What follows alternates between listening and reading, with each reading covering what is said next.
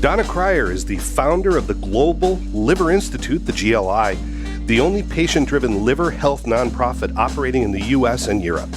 She is a 30-year liver transplant recipient and a leading patient advocate with experience in law, policy, strategy, clinical trial recruitment, and nonprofit management. Donna, it's always great to talk to you. How are you? I am well. I'm glad to be here speaking with you. Well, thanks. It's a little chilly today in Washington, deceptively so for April, but it's nice to have you here. I just focus on the cherry blossoms and all the gorgeous flora, and think spring. You're a graduate of Harvard Radcliffe Colleges and Georgetown University Law Center. You worked for the Department of Justice for a while in the criminal division. I mean, this is high-flying, high-profile K Street. What caused you to move away from that stuff?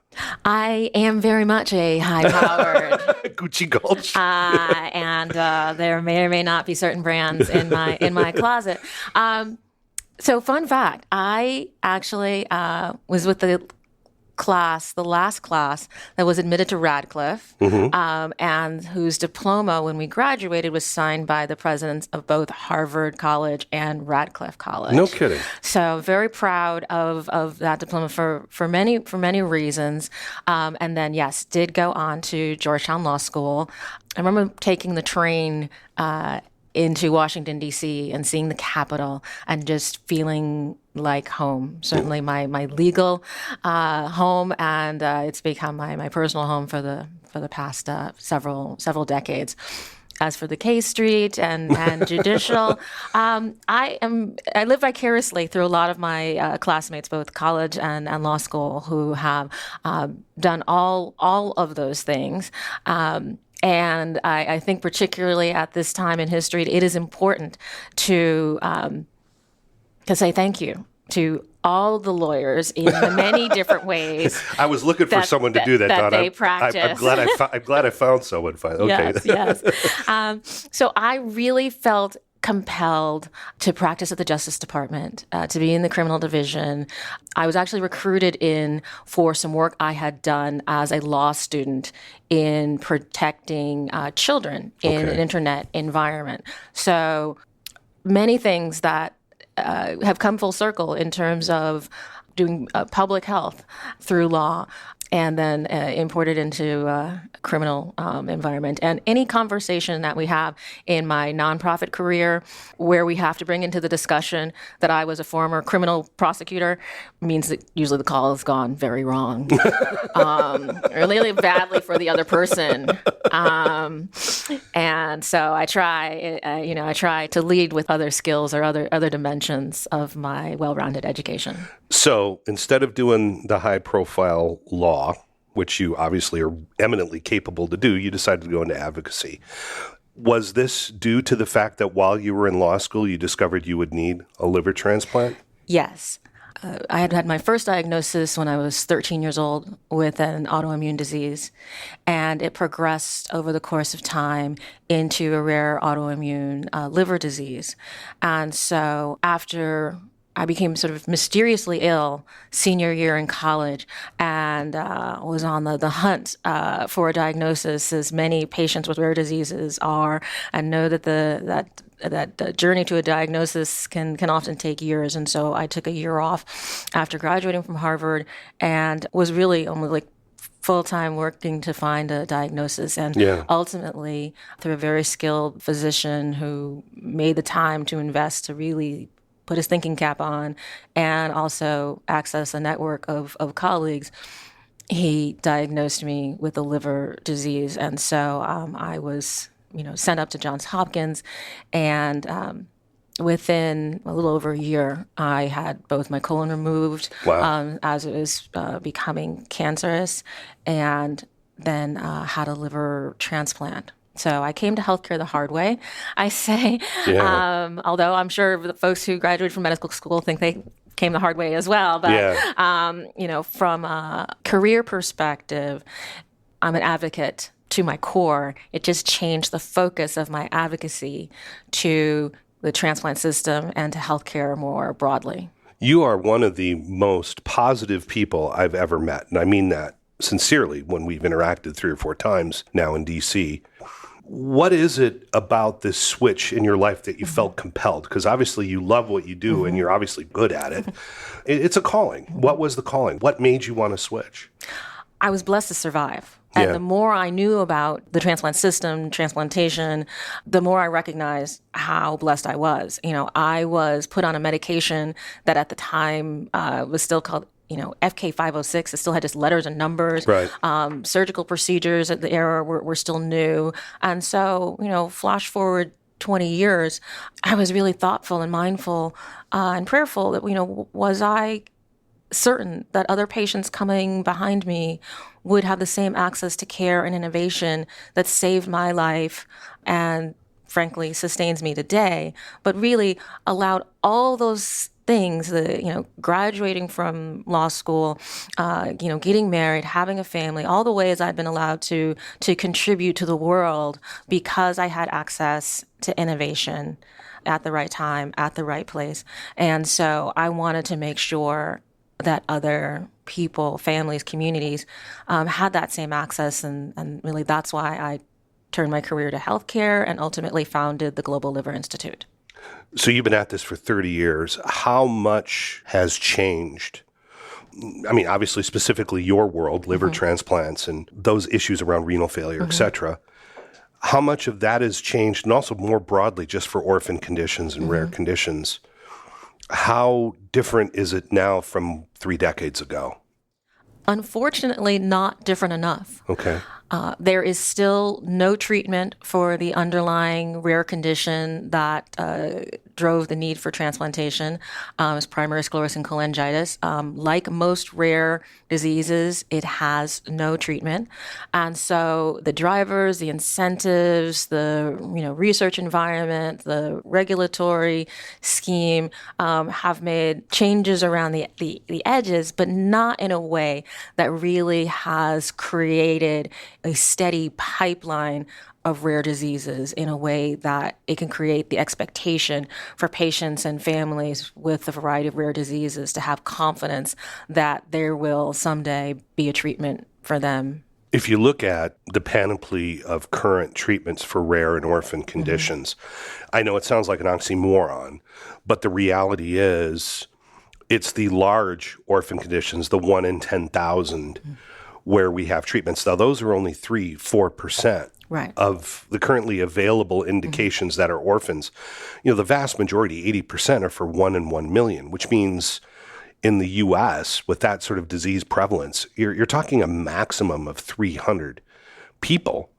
That's an incredibly small market. What needs to happen around these incentives?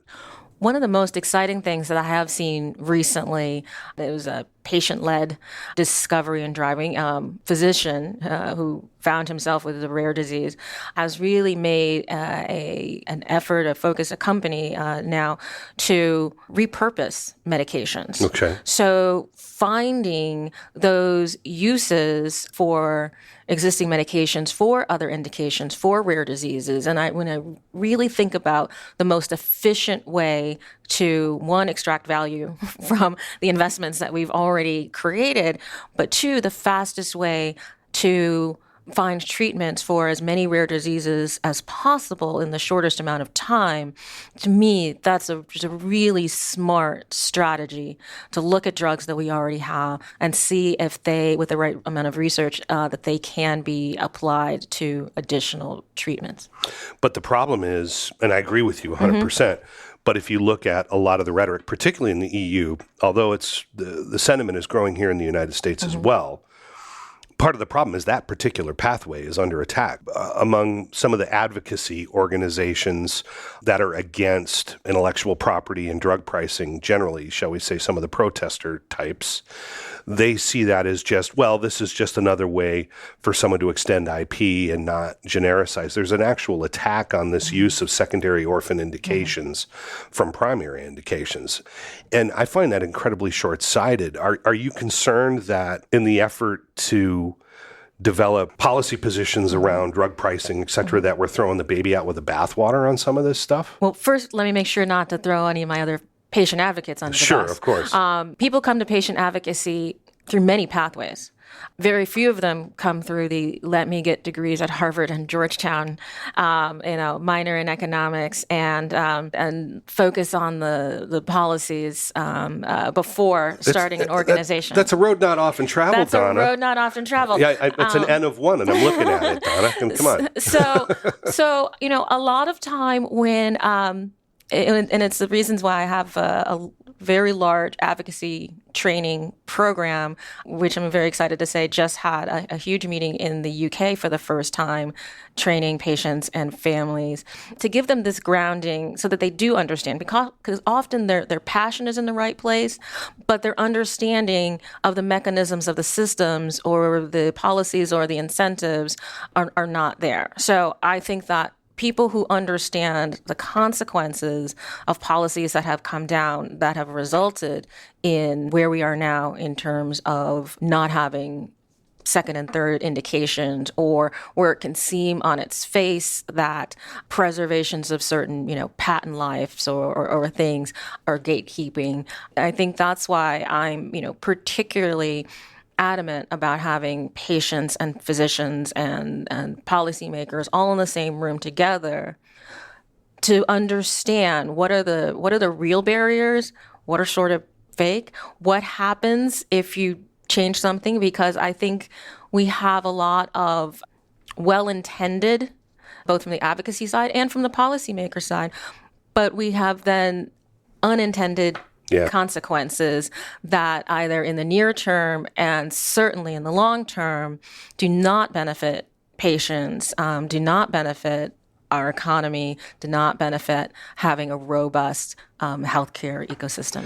Yeah, and I think this leads perfectly into a discussion on, unfortunately, the Inflation Reduction Act, which was sold to the Medicare age population. Hey, you've dropped your price of drugs by 66%.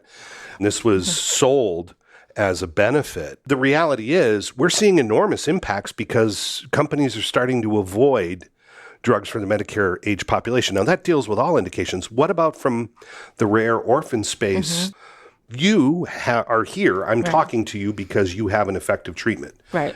A lot of people with orphan conditions aren't in that luxuriant position. What are you concerned about the IRA related to orphan and rare conditions? My constituents, if you will, of patients, for the Global Liver Institute, we have liver cancer patients. We have patients with common diseases, unfortunately, fatty liver disease or metabolic associated steatohepatitis is an all too common disease. And then we have a collection of over 100 different rare liver diseases.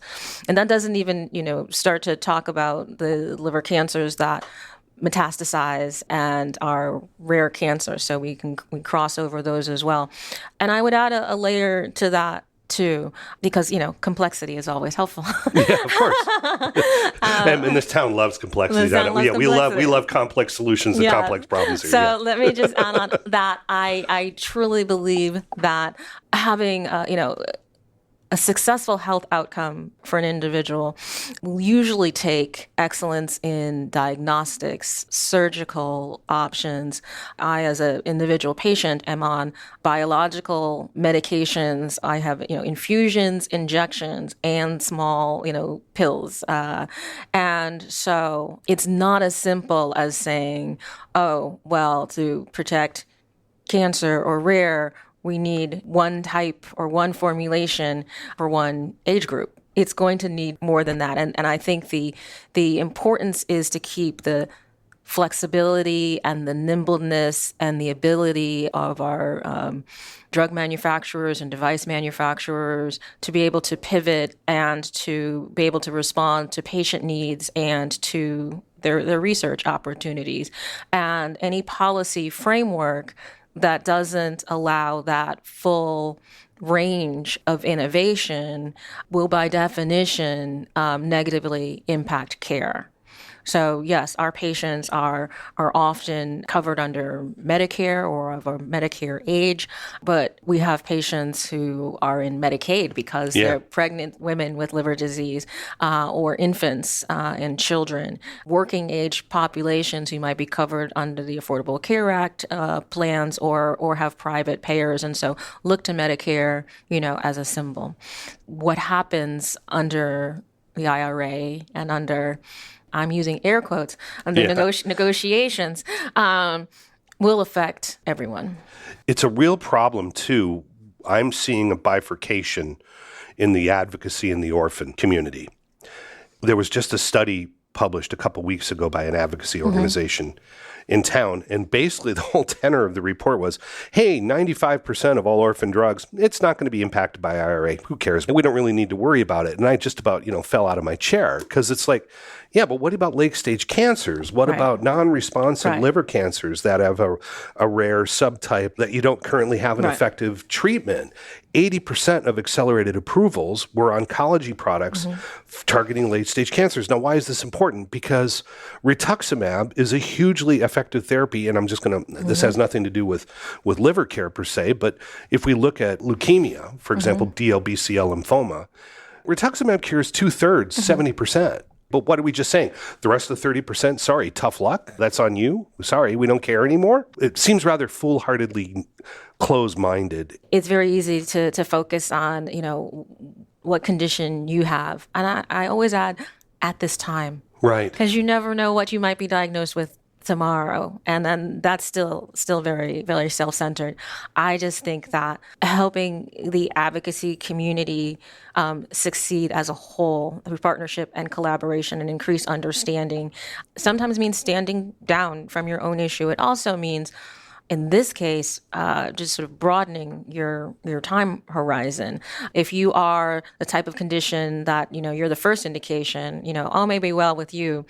But for many rare conditions, you're the second and third. And if the incentives aren't so that people get to their second and third indication, which requires investments of millions of dollars of research, you may just not get that drug. You may never get it. Access is meaningless if it wasn't invented in the first place. Yeah. And I see the incentives. Put yourselves in the mindset of a manufacturer, board or CEO, and they're looking, at this and making their decisions about where will their investment pay off. And so they're, rational responses, even if they're not the responses we would like them to be as patients or representatives of certain groups, we have to recognize them as rational responses and change those incentives. And in this case, change the policy. I also think that, as I was listening to you, one of the roles that I had in the past too was helping to manage and giving best practices for managing oncology back offices. And there are very different models for, how your physicians may administer or get drugs. But usually in oncology, particularly community oncology practices, the physician will pay up front for a certain amount of drug. Yeah. The prices that are often quoted in the news, they're not real. Yeah. is what I want to say. From an economic standpoint, we say they're lacking transparency. They're lacking transparency or foundation. Yeah. And so, whenever I, see an average wholesale price or, or WACR, there are different acronyms and things. I'm like, well, nobody actually pays that. Yeah. And we haven't even gotten into the, the PBMs and the rebates and the other distortions of the system. And so I like to try to stay, reality-based in my advocacy. And so I can't be overreacting to prices that I know nobody really is paying, and certainly feeling great about being told that there are savings from a price that was never true to begin with. And so I just think that there does need to be more transparency. There does need to be more reality. And there does need to be, a little more education so that people actually understand what is happening and the consequences of that. I think that would benefit the people drafting, the people executing, as well as the people sort of receiving or participating as well. The number of people, very, very smart people in this town that I've been on panels with who just like right now are pulling out broadswords or samurai swords and just chopping the PBMs to bits, which I understand. It's a nice, big, fat, juicy Thanksgiving turkey of a target to go after. I get it. But what no one talks about then is, yes, there are rebates. The average rebate is somewhere between 45 and 55%. It's not like the PBMs are then piling those up like gold doubloons in Drake Duck's basement and Huey, Dewey, and Louie are watching him roll around in the gold doubloons. The fact is that money is being used to hold down the price of premiums a lot of the time. Is it? Yes. It is, unfortunately, because that's where the incentives are. The incentives are for the insurance companies to knock down the price of premiums. That's a black box of a market that you cannot look in, but you can actually calculate the cash flows. I think black boxes should be opened up for theaters and for improvisational comedy and free jazz. Exactly. That's where I think black boxes belong, and on the occasional FDA label for medication that is harmful. So, but if we open that up, we do need to open that up. But that means premiums might go up. I'm willing to take a gamble on might, because here's my issue. Just again, plain talk. Patients are very pragmatic. When I look at a Fortune 10, 25, 100 list, and I see companies that I, as an individual patient, can't understand how they add discernible value to my life ahead of pharmaceutical companies and others who, at least I know they make a product that I can take and I get better from. I have a lot of questions about why those companies are more valuable than the others. And what is that value? Where did they get that value? Where does it go? So it seems ripe to me that value could be better used throughout the system. Is there another way, perhaps, to have some oversight or some, I'm not going to use the R word of regulation of prices, because that's not my goal, but is there a way to make sure that we have some rational pricing structure that doesn't extract so much value of the system that it seems distorting, and it seems that it is taking value that's so needed in public health and coordination of care, in shoring up our caretakers. There are so many needs that are very clear and identifiable that are not being resourced in our healthcare system. And here you have something that is, as you say, opaque. That's being kind, I think. I think opening up would be fascinating. The issue is, do you really want to go there kind of? I do. My bags are packed. If you look at all the value chain actors, everybody is acting in a logical fashion, given the incentives. The incentives are very perverse. Yes. That's the problem, because you have these enormous flows of funding. Taking 50% of $100,000 a year treatment or a $200,000 a year treatment, and then pulling that back, 50% of that 50% is going to hold down premiums. The other 50% is going to incentivize clinics under B, Medicare Part B, for the doctors there, that they get their ASPs. The funding flows are borderline insane, how we've constructed the complexity of the system. But those incentives exist. Breaking that apart and opening it up will ultimately lead to unintended consequences. And unfortunately, the math says premiums probably might need to go up. Now, if we look at Medicare Advantage has been running half of the rate of inflation for 20 years. It's really underpriced, because basically it's all these cross subsidies artificially holding down Medicare Advantage. Should Medicare Advantage premiums double? Yeah, probably. They probably should. Although, correct me if I'm wrong, in my history of the creation of the Medicare Advantage program, they were designed to save money. Yes. And in which they, I guess if you're a premium payer, they do, but they compete on the price of premiums. That's the market. But that's not their overall cost to the government and the taxpayer. Well, no, but those costs just radically change due to IRA. Don't forget, because of benefit redesign. And this is something else that many people aren't talking about. It's this impact of moving from the catastrophic phase of a drug, where it was covered by 80% for Medicare. Now it goes 60% to the insurer. So why suddenly did the Biden administration in August throw out this demonstration project of, suddenly we need another $18 billion for Medicare? Yeah, it's because all the Medicare bids were coming in twice the price. It's like, oh, wow. Again, they're artificially holding down the price of premiums, and that's the problem. If you want market forces, you need to let the market forces work. That's the problem. Premium increases are kryptonite to a politician. But if you're paying a lot more for something, you would certainly have a lot more customer interest in making sure it works right. I think where we have gone astray as a country, or at least I hear. You hear, allegedly.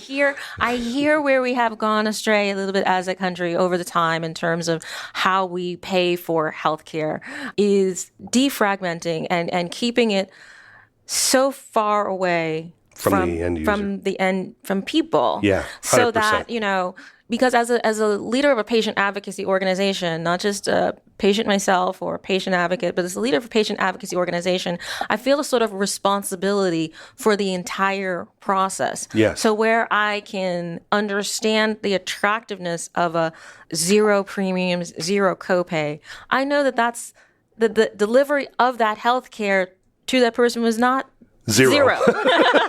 Someone's buying there ain't no such thing as a free lunch. The words of Milton Friedman. So someone is paying. Someone's buying the lunch. Someone is buying the lunch. So the costs will be somewhere. I also know that someone's cost is someone else's revenue. Yes. So we need to be mindful of that before we kind of start stripping things away.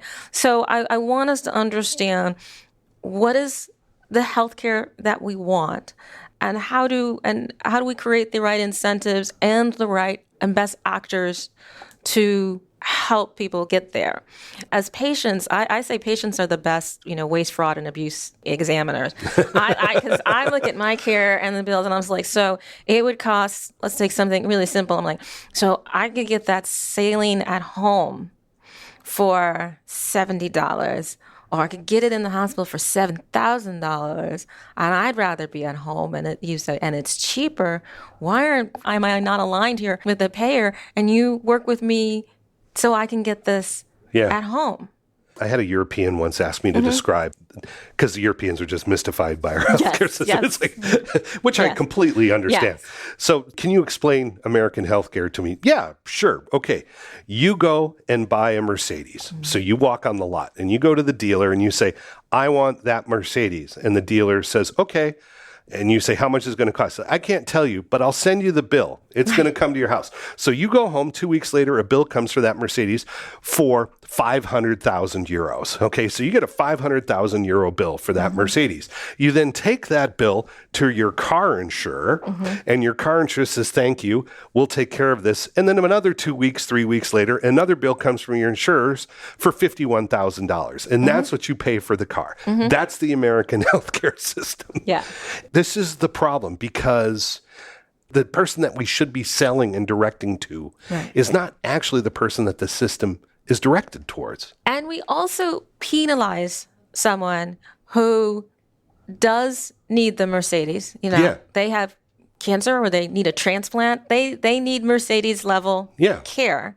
They couldn't get by with a Kia or a Hyundai or a motorbike or a Vespa or anything like that that you might want to encourage them to buy.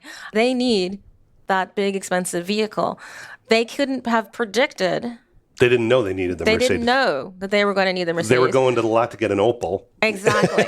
And so they look at their own finances, and they may very carefully and rationally say, it seems like, I pay this for my housing, I pay this for the food, I make this is our budget, and so I'd like to allot this much for healthcare. And that'd be great if their body cooperated and had only that much healthcare need. But unfortunately, they may be run over by a bus or have cancer, or their child may have a rare disease or something, and they need a lot more care than they can afford. So how can we make the system more in line with the actual costs to deliver that care, and then have a conversation about what is the right level, individual, state, federal government or whomever, I don't really think employers should be in there, frankly. Which is a big problem. Which is an artifact of history, but, Yeah. So I recognize that. But in my little plan, we should then recognize what is the right level to be able to handle that risk and that amount of financial impact from the healthcare need. And you make a fantastic point about the historical background here, where generally health insurance was carried as part of an employment package, and it's a tax incentive because it's deductible for the employer. Right. So it becomes part of a benefit package because you don't pay taxes on that care as part of your benefit package. So we've created, again, another perverse incentive to the delivery of the care. But try and kill that tax incentive. And well, you want to talk about the 13th circle of hell, you'll be thrust there immediately. You know, it'll be like that scene in Raiders Lost Ark Part 2 where it pulls his heart out in front of his cavity, goes, "Oh," and looks at it and throws it on the ground. The chaos that would erupt if you try to get rid of that tax deduction. But you're right, it should be looked at. Well, because it really does chain a lot of people into jobs that they may not want to be in. You notice the choices people made when the ACA came out, and people could buy, they had another option. Frankly, particularly with all of my pre-existing conditions, as we used to call them. Let's remember that. I couldn't have gotten, health insurance like on my own as a small business. It would be exempted from you going to a private plan and switching. I'm grateful to been married to somebody who worked at a very large company, and I had, his insurance. And so that gave me the freedom to start a small business, to start my consulting firm first, and then to start the Global Liver Institute. It unlocked a lot of value, a lot of potential, because I didn't have to worry about being in a big company job so I could have health insurance with my conditions. I don't want us to ever go back to those days. And so, conversations about, state risk pools and things, those are nonsense. Forcing people to buy, short plans and things that don't cover what they need, that's reckless. But we're getting more of it because increasingly, you just saw the Colorado ruling where they're just going to say, well, we think these drugs cost too much now, so we're just going to arbitrarily put a cap of 50%. You're going to start getting less drugs in Colorado. This is where this goes. I love Colorado. That's a shame. I wanted to cross Colorado off my, I know. my map, but because that's not sustainable, and it's not reality based. It's wishful thinking. I wish these drugs didn't cost so much, so I'm just going to say that they don't.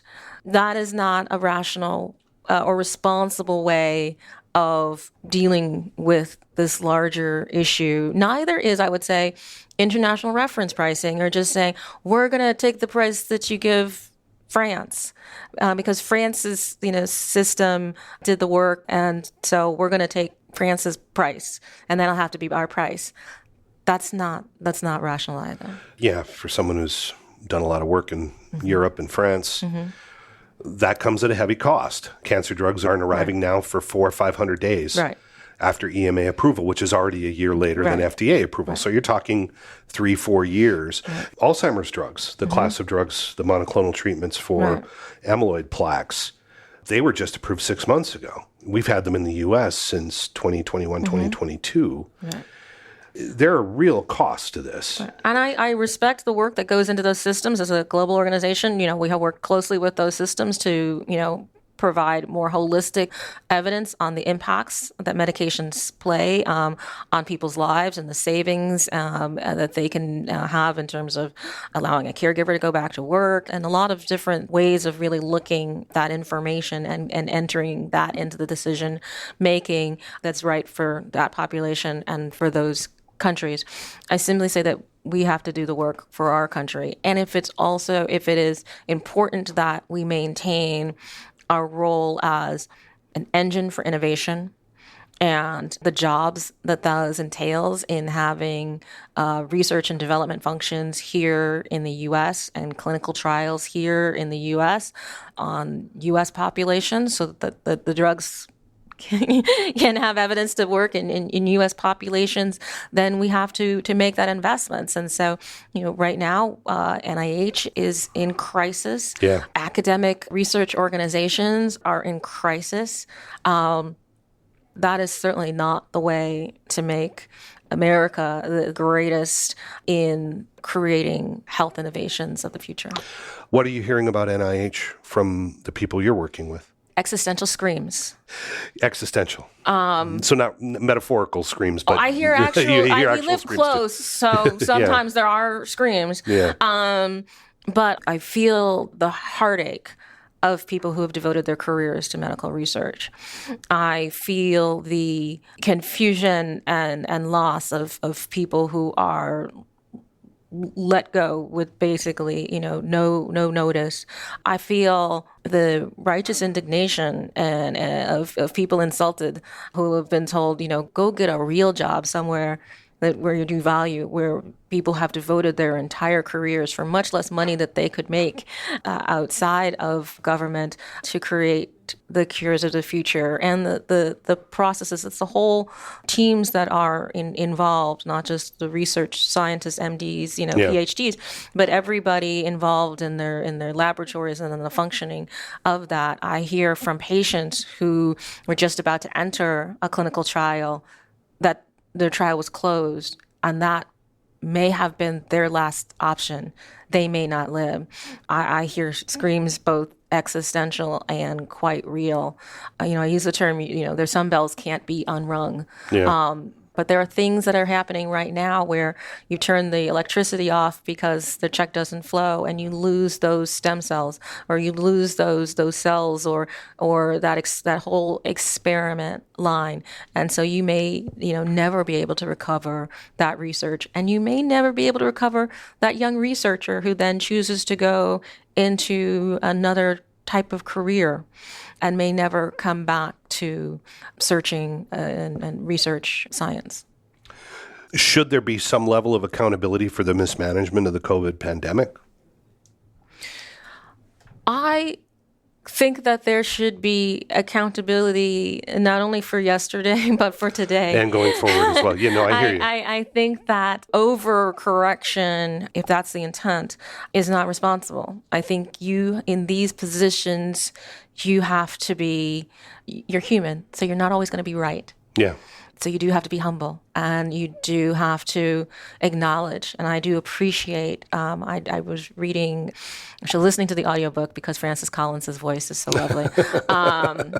Francis Collins, the former head of NIH's Road to Wisdom, and I've also talked to him personally about this, the time that he spent in talking to people who were impacted by decisions that he and others in government during COVID made, and coming to understanding that he could have done a better job or made different decisions, or opened up the sort of the metrics to more than just we're trying to avoid people dying from COVID, to other more holistic thoughts about the society and the relative risks as we were learning them.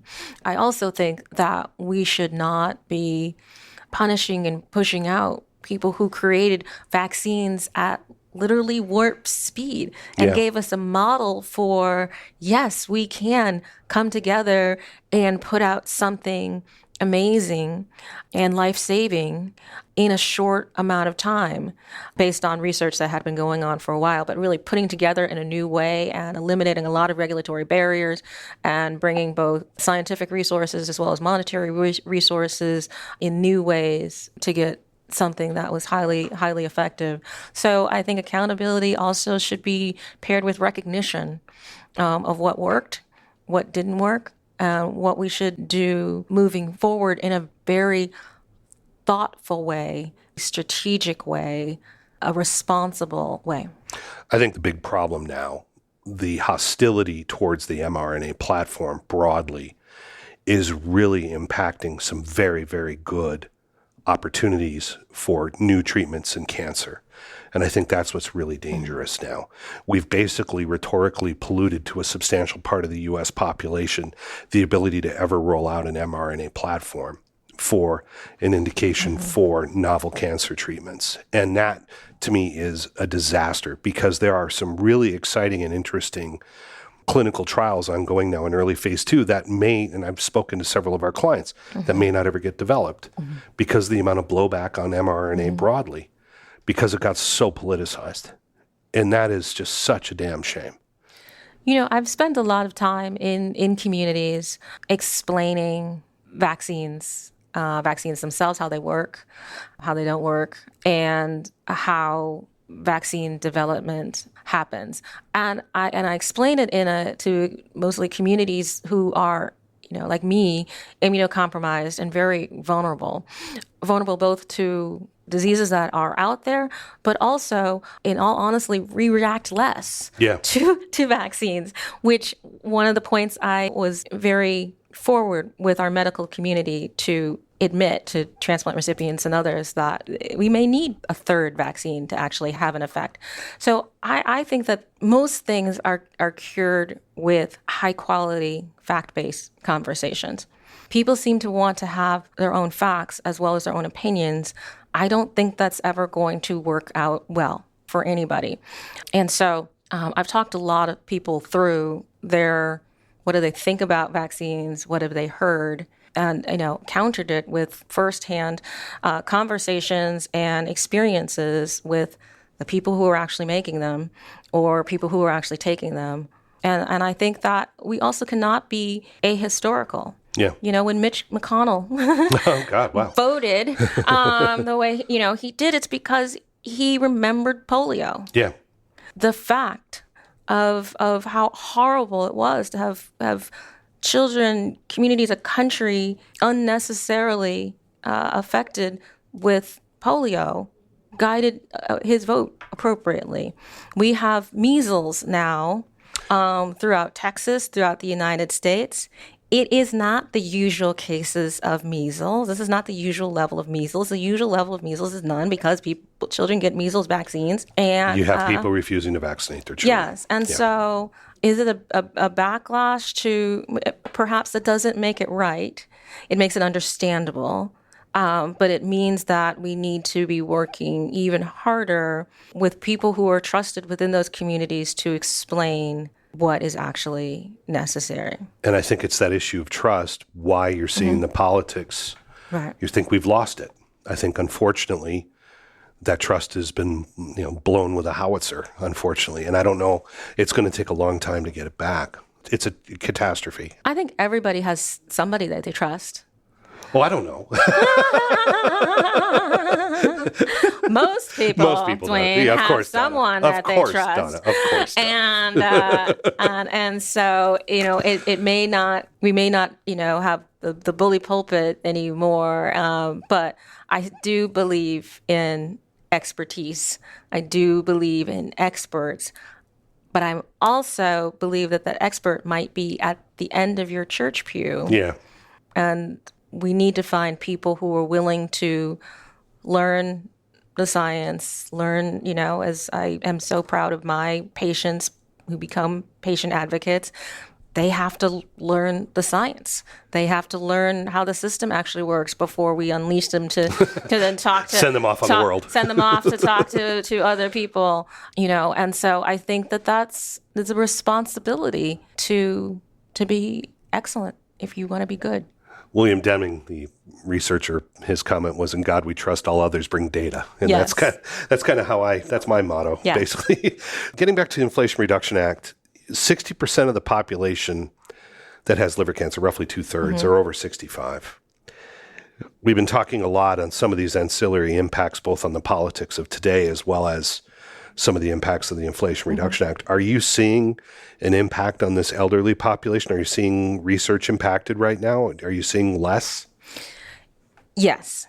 So we have we had a very robust liver research ecosystem and very diverse, community-driven. Our hepatologists are very entrepreneurial, so we had a lot of independent research centers as well as universities and academics doing different type of research. We had brought a lot of it together through collaboration. So we had a very robust liver and liver oncology ecosystem that right now is stunned and rather chaotic. I think it will pull together. A lot of it will depend on private donations. A lot of it will depend on patients and families coming together. It will depend on a lot of the resilience that I hope I've built into the system along with others. But right now, a lot of clinical trials are not operational. A lot of labs are unnecessarily closed, and it has stymied a lot of research. Do you see any regulatory relief like the EPIC Act that they're talking about for the 913 aspects of IRA? Would that help, or is it beyond that? Is there anything that you see in the near term that could fix this or help? I think the EPIC Act is absolutely something I support. I always think it's a good idea when you have physicians and other nurses, healthcare providers as members of Congress to understand these issues. I'm excited to walk into an office, of a physician-led or a nurse-led office of Congress to explain healthcare issues in context. They get it. They get this importance. And so I think the EPIC Act is really important to, as we were talking about, to make sure that those incentives are evened out so that pills have as good of a chance as this same type of time frame to be able to recoup the investment to develop them as a biologic. We need both. Throughout the digestive space in particular, patients may go through at various times having the opportunity to choose a biologic or a pill or a subcutaneous injection. And that's just not, somebody fooling around with patents or something. Those are creating really different types of treatment with effectiveness in different populations, giving people real choices, giving them also freedom of their lives. The ability to take a small pill and then, travel is very different than having to, report to an infusion center every few weeks. And so that is an important part of what innovation means, what a mature therapy means, and of giving people real choice and real access. If you live in a rural area hundreds of miles from a major treatment center is, a major academic center is, having a pill available for your condition may mean the difference between you being treated for your condition and not. Or being able to afford it. And being able to afford it, absolutely. Again, it's what we've been talking about, these unintended consequences. I do think a lot of the people, for better or for worse, when they designed IRA and they did some of these things, they probably thought that they were doing the right thing. Heck, the CBO, you got a building full of PhDs in there, and they said that the impact would only be one drug over 10 years. I mean, it's ridiculous. It's not. It's substantially more. I don't think they did it intentionally. I just think they didn't understand. It's the complexity that you're dealing with, trying to unweed this complexity. It's not just whack-a-mole, it's whack at 10,000 moles. Where do you think we end up, Donna, between now and the midterms? Where do you think this goes? First, we had to go through the fool around part. FAFO, yeah. And now we're into memes. We're finding out. So I think that people's votes and choices have consequences. Are these the consequences that they wanted? I think there are a lot of people who are assessing that right now as candidates for office or policymakers thinking about how to respond to this or who to put forward for a midterm election. I think you have to really listen. I think shutting down town hall meetings in your hometown is cowardly. You are elected to represent the people of your district. So stand there and listen to them. If they are angry, then listen to that. If they're saying this is not what they wanted, then listen to what they do want. So I think this is a consequence unintended. Well, they are real for a lot of people. Listen to them, and as my pastor would say, govern yourself accordingly. Donna Cryer, it's really great. Thank you. Thank you.